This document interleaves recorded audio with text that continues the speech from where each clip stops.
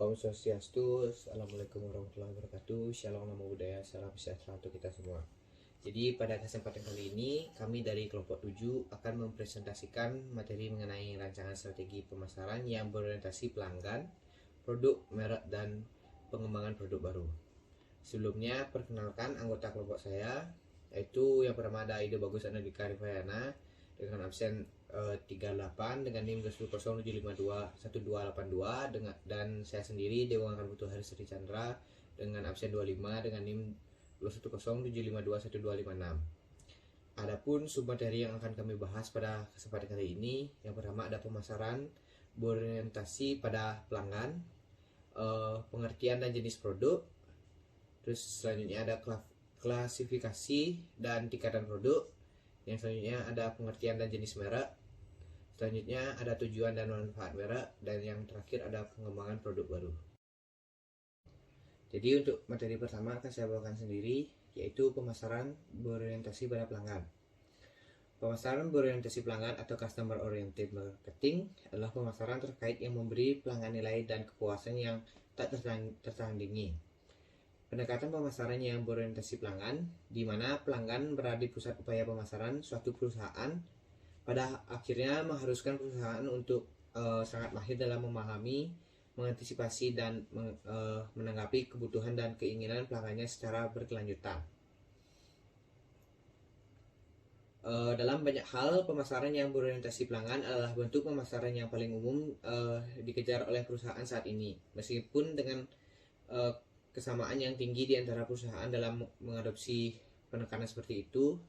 Bagaimanapun masih ada tentu saja variasi dalam kemampuan aktual perusahaan dalam hal mengidentifikasi, memprediksi, dan memenuhi kebutuhan dan keinginan pelanggan secara efektif dan efisien. Sementara pemasaran yang berorientasi pada pelanggan tampaknya merupakan penekanan yang jelas dalam praktik pemasaran. Tingkat pencapaian adalah cenderung berbeda. Semua pemasar umumnya bertujuan untuk menjaga pelanggan sebagai pusat dalam upaya perusahaan. Namun untuk menanggapi keinginan dan kebutuhan pelanggan, ini biasanya melibatkan pengorbanan dan sumber daya yang langka, yang mana masing-masing pemasar akan berbeda. Adapun submateri kedua yaitu pengertian dan jenis produk. Produk adalah sesuatu yang dapat ditawarkan ke pasar untuk diperhatikan, dipakai, dimiliki, atau dikonsumsikan sehingga dapat memuaskan keinginan atau kebutuhan. Dari pengertian ini dapat disimpulkan bahwa hampir semua yang termasuk hasil produk adalah benda nyata yang dapat dilihat, diraba, dan dirasakan karena produk adalah benda real. Maka jenisnya cukup banyak. Secara garis besar, jenis-jenis produk bisa kita perinci menjadi dua jenis, yaitu produk konsumsi dan produk industri. Produk konsumsi atau consumer product adalah barang yang dipergunakan oleh konsumen akhir atau rumah tangga dengan maksud tidak untuk dibisniskan atau dijual lagi. Nah, untuk produk industri atau business product adalah barang yang akan menjadi begitu luas dipergunakan dalam program pengembangan pemasaran. Adapun contoh dari produk konsumsi yaitu barang kebutuhan sehari-hari atau convenience goods, yaitu barang yang umumnya sering kali dibeli, segera, dan memerlukan usaha yang sangat kecil untuk memilikinya, misalnya barang kelontong, baterai, dan sebagainya. Yang kedua ada barang belanja atau shopping goods, yaitu barang yang dalam proses pembelian dibeli oleh konsumen dengan cara membandingkan berdasarkan kesesuaian mutu, harga, dan model, misalnya pakaian, sepatu, sabun, dan lain sebagainya. Yang ketiga ada barang khusus atau specialty good, yaitu barang yang memiliki ciri-ciri unik atau merek khas di mana kelompok konsumen berusaha untuk memiliki atau membelinya, misalnya mobil, kamera, dan lain sebagainya. Adapun contoh barang industri yaitu barang mentah, yaitu barang yang akan menjadi bahan baku secara fisik untuk memproduksi produk lain seperti hasil hutan, gandum, dan lain sebagainya. Yang kedua ada bahan baku dan suku cadang pabrik, yaitu barang industri yang digunakan untuk suku cadang yang aktual bagi produk lain, misalnya mesin, pasir, dan lain sebagainya. Yang ketiga ada perbekalan operasional, yaitu barang kebutuhan sehari-hari bagi sektor industri, misalnya alat-alat kantor dan lain-lain. Adapun submateri ketiga yaitu klasifikasi dan tingkatan produk. Produk adalah barang atau jasa yang dapat diperjualbelikan, sedangkan dalam ilmu marketing, produk adalah apapun yang dapat ditawarkan ke pasar dan dapat memuaskan keinginan atau kebutuhan. Produk berasal dari bahasa Inggris yaitu produk, yang artinya sesuatu yang diproduksi oleh tenaga kerja atau sejenisnya. Banyak klasifikasi suatu produk yang dikemukakan para ahli. Di antaranya pendapat yang dikemukakan oleh Coulter. Menurut Coulter, produk dapat diklasifikasikan menjadi beberapa kelompok, yaitu yang pertama, berdasarkan wujudnya, produk dapat diklasifikasikan ke dalam dua kelompok utama, yaitu barang dan jasa. Barang merupakan produk yang berwujud fisik sehingga bisa dilihat, diraba, disentuh, dirasa, dipegang, disimpan, dipindahkan, dan perlakuan fisik lainnya. Sedangkan jasa merupakan aktivitas, manfaat, atau kepuasan yang ditawarkan untuk dijual atau dikonsumsi pihak lain, seperti halnya bengkel reparasi, salon kecantikan, hotel, dan sebagainya. Coulter juga mendefinisikan jasa sebagai berikut. Jasa adalah setiap tindakan atau kegiatan yang dapat ditawarkan oleh suatu pihak kepada pihak lain, yang pada dasarnya tidak berwujud dan tidak mengakibatkan pemilikan atau apapun. Produknya dapat dikaitkan atau tidak dikaitkan dengan suatu produk fisik. Yang kedua, ada berdasarkan aspek daya tahannya, produk dapat dikelompokkan menjadi dua, yaitu barang tidak tahan lama atau non-durable goods.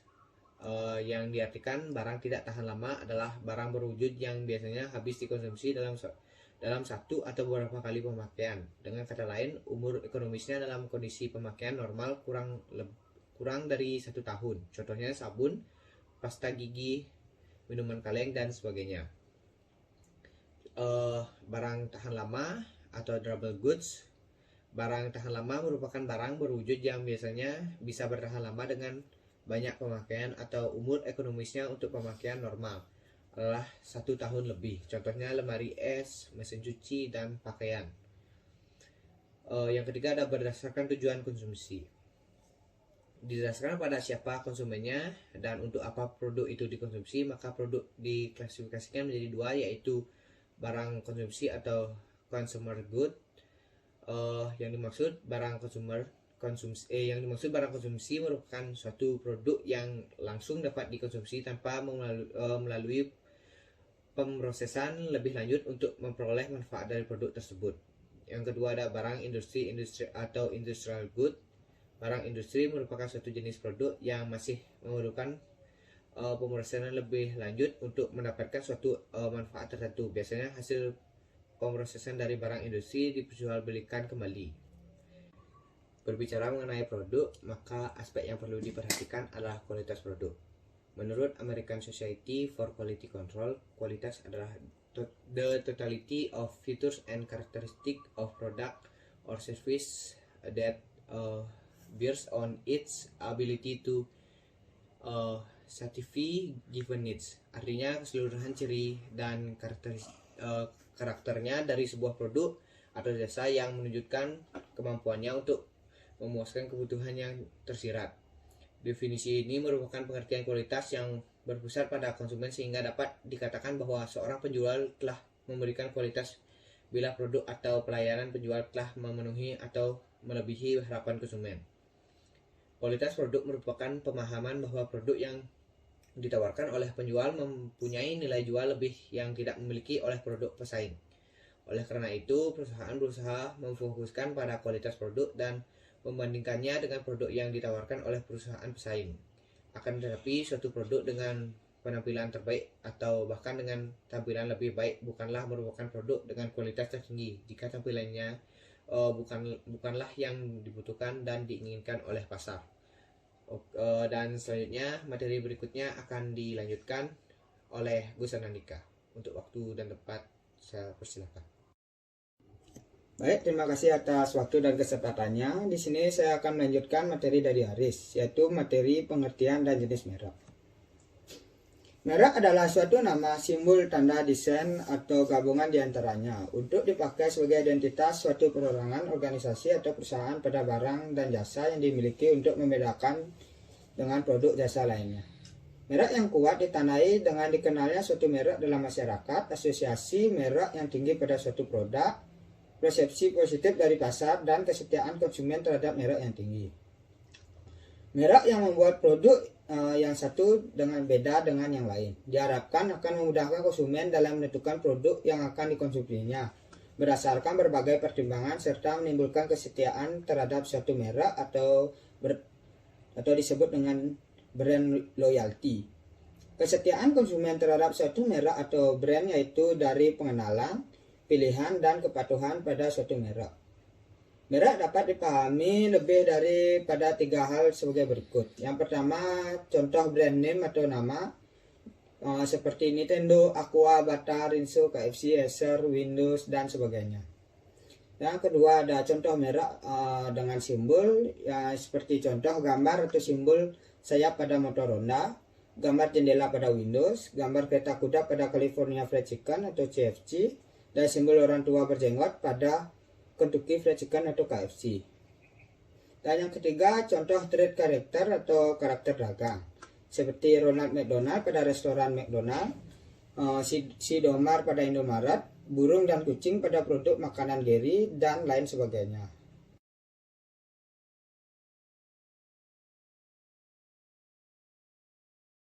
Baik, materi selanjutnya adalah tujuan dan manfaat merek. Tujuan ini mencakup tujuan akhir dari bisnis, yaitu mendapatkan serta citra brand yang baik di pasaran. Setiap bisnis memiliki tujuan merek dan target yang berbeda tergantung pada apa yang ingin mereka capai. Salah satu tujuan merek yang umum sebagai identitas bisnis atau perusahaan sehingga mereka dapat dibedakan dengan lainnya. Selain sebagai identitas bisnis sehingga berbeda dengan bisnis lainnya, berikut ini adalah beberapa tujuan merek. Yang pertama, membangun kesadaran merek atau brand awareness, yang artinya kesadaran merek adalah persentase pelanggan yang mengetahui dan mengingat brand Anda. Misalkan pelanggan akan menyebutkan brand Anda pada saat mereka menerima pertanyaan tentang kategori produk tertentu seperti kaos. Tujuan dari kesadaran adalah mendominasi pasar dan mempermudah proses penjualan. Setelah Anda membangun kesadaran dalam pasar, maka kesadaran tersebut akan menjadi pelindung bagi kelangsungan bisnis Anda. Hal ini disebabkan karena brand Anda akan selalu mendapatkan perhatian dari pasar dan juga brand Anda akan selalu dipercaya oleh pelanggan. Yang kedua, menciptakan koneksi emosional. Ketika konsumen membeli produk atau jasa layanan Anda berdasarkan dari perasaan dan hubungan mereka dengan bisnis Anda, maka telah menimbulkan koneksi emosional. Menciptakan hubungan emosional ini merupakan bagian penting dari strategi branding bisnis Anda. Yang ketiga, ada membedakan produk Anda. Dalam pembedaan produk ini, pada saat konsumen telah memahami mengapa produk dan jasa berbeda dengan yang lain, atau bahkan lebih baik, mereka akan selalu memiliki alasan untuk membeli produk. Hal ini akan membuat bisnis pada posisi yang aman, karena pelanggan akan selalu memiliki alasan yang jelas untuk membeli produk. Yang keempat, ada menciptakan kredibilitas dan kepercayaan. Dalam strategi branding harus tahu bagaimana untuk merencanakan dan mengembangkan kredibilitas dan kepercayaan. Pada dasarnya, brand atau merek adalah reputasi yang dihasilkan dari janji yang telah dibuat dan dirawat secara konsisten. Hal ini menciptakan pengakuan dari pasar dan mereka akan mampu mengenali nama merek dan simbol visual seperti logo, warna, kemasan, atau produk. Selain itu, merek Anda akan memiliki otoritas yang tinggi sehingga produk Anda akan sulit untuk dikalahkan oleh pesaing. Apabila brand Anda mengalami kegagalan untuk menciptakan kredibilitas dan kepercayaan, maka tujuan dari strategi merek Anda akan menjadi gagal total. Yang kelima, memotivasi pembelian. Merek merupakan alat pemasaran yang sangat efektif dan efisien untuk membangun minat, gengsi, motivasi, dan daya tarik pembelian bagi pelanggan. Bahkan mereka akan termotivasi untuk membeli produk Anda sekalipun produk belum diluncuri di pasaran. Dengan motivasi pembelian ini, maka akan menciptakan loyalitas merek sehingga pelanggan akan setia untuk membeli produk-produk Anda.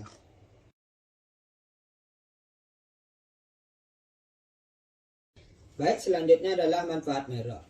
Merek sangat dibutuhkan suatu produk karena selain merek memiliki nilai yang kuat, merek juga memiliki manfaat bagi produsen, konsumen, dan publik seperti dikemukakan oleh Wilson Shimomura, yaitu pertama, manfaat bagi konsumen. Manfaat merek bagi konsumen yang pertama, merek dapat menceritakan suatu kepada pembeli tentang suatu mutu produk maupun jasa. Yang kedua, merek mampu menarik perhatian pembelian terhadap produk-produk baru yang mungkin akan bermanfaat bagi mereka. Yang kedua, ada manfaat merek bagi perusahaan. Yang pertama, ada merek dapat memudahkan penjual dalam pengolahan pesanan dan menelusuri masalah yang akan timbul. Yang kedua, merek dapat memberikan perlindungan hukum atas keistimewaan yang dimiliki oleh suatu produk.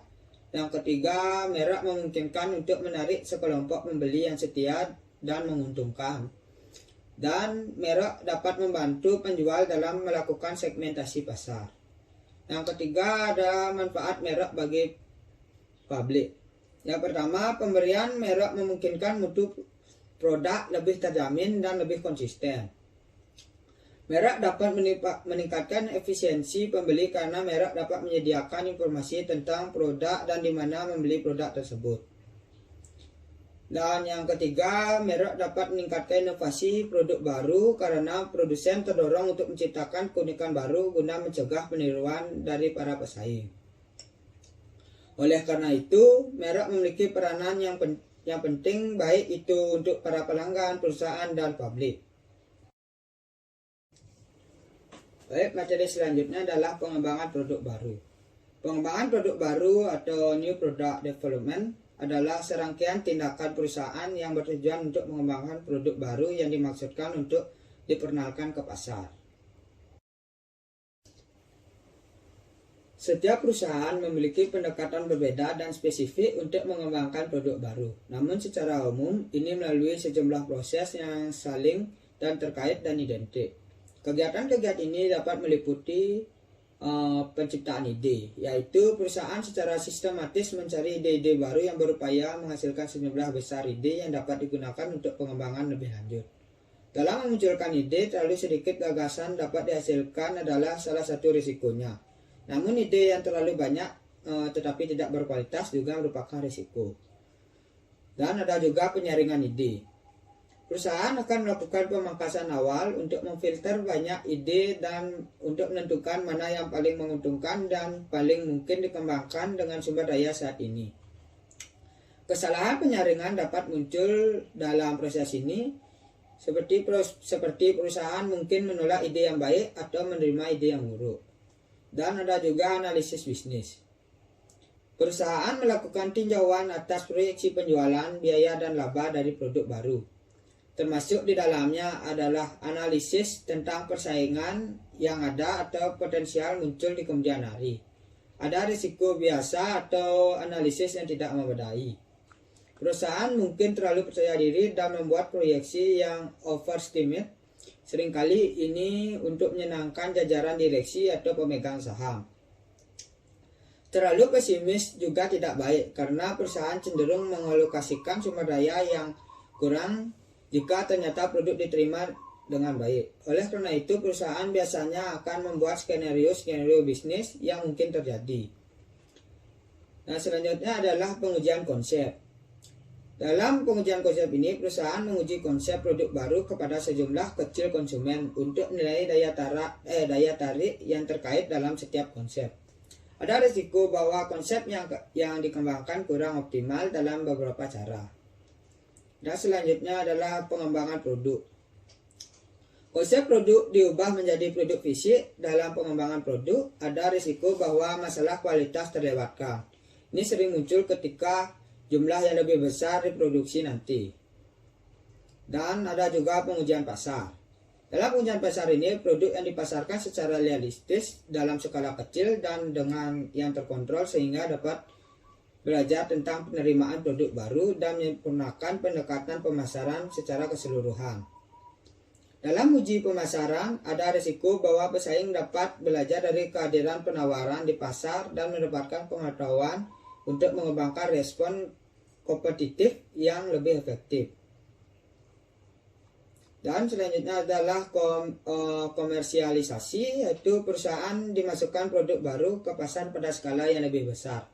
Di sini perusahaan berkomitmen untuk bersaing, namun ada risiko bahwa produk akan gagal memenuhi harapan pelanggan atau manajemen perusahaan. Baik, sekian dari materi dari saya dan saya akan kembalikan kepada moderator. Waktu dan tempat saya silakan. Terima kasih atas waktunya. Sekian pemaparan yang dapat kami sampaikan pada kesempatan kali ini. Jadi dapat disimpulkan bahwa pemahaman yang baik mengenai pelanggan akan mendorong manajemen untuk memahami dengan benar apa yang menjadi keinginan dan kebutuhan konsumen. Dengan mengetahui keinginan dan kebutuhan konsumen, pihak perusahaan dituntut untuk mampu menyediakan produk atau jasa yang baik bagi konsumen. Saat perusahaan mampu menciptakan atau menyediakan produk atau jasa yang baik sesuai dengan keinginan dan kebutuhan konsumen, dapat dipastikan konsumen akan membeli produk atau jasa perusahaan tersebut. Kemampuan perusahaan untuk memahami keinginan dan kebutuhan konsumen dapat menyediakan produk atau jasa yang diinginkan dan dibutuhkan konsumen dikenal dengan istilah orientasi pada pasar untuk market orientation. Orientasi pelanggan adalah pemahaman perusahaan terhadap target buyer sehingga dapat menciptakan superior value kepada mereka secara terus-menerus. Untuk itu dibutuhkan pemahaman pemasar terhadap keseluruhan rantai nilai konsumen, tidak hanya saat ini tetapi juga dalam perkembangannya seiring dinamika kondisi internasional pasar. Melalui orientasi pelanggan, perusahaan berusaha memahami pelanggannya sekarang maupun pelanggan potensial di masa depan, serta apa yang dapat ditawarkan untuk memuaskan keinginan tersebut sekarang atau di masa depan. Orientasi pada pesaing adalah sebagai pemahaman akan kekuatan dan kelemahan jangka pendek serta kapabilitas dan strategi jangka panjang dari para pesaing yang ada maupun pesaing potensial. Penerapan orientasi pesaing mempunyai dua tujuan, yaitu dalam jangka pendek perusahaan berusaha memahami kekuatan dan kelemahan baik dari pesaing sekarang atau pesaing yang potensial di masa mendatang. Sedangkan dalam jangka panjang perusahaan harus mengerti kapabilitas dan strategi apa yang mereka gunakan. Melalui orientasi pasar ini, perusahaan berusaha untuk menjawab 3 pertanyaan, yaitu siapa saja pesaing perusahaan, teknologi seperti apakah yang dipakai oleh pesaing, dan apakah pesaing mewakili sebuah alternatif yang menarik dari sudut pandang target customer. Jadi sekian presentasi dari kelompok kami yang dapat kami bawakan pada kesempatan kali ini. Terima kasih atas perhatiannya. Mohon maaf jika ada salah kata, dan kami tutup dengan Pramu Santi. Om Santi Santi Santi Om.